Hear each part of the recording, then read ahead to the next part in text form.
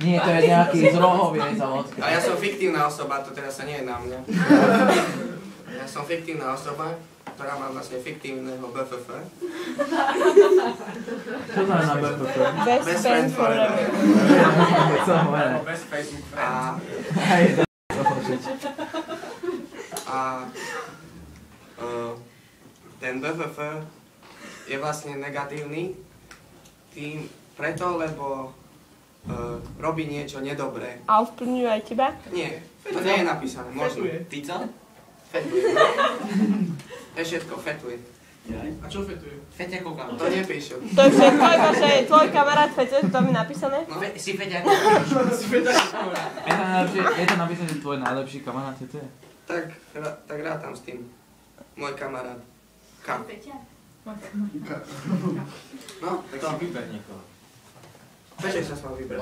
Dobre, uvádli ste to, že je Gratulujem vám.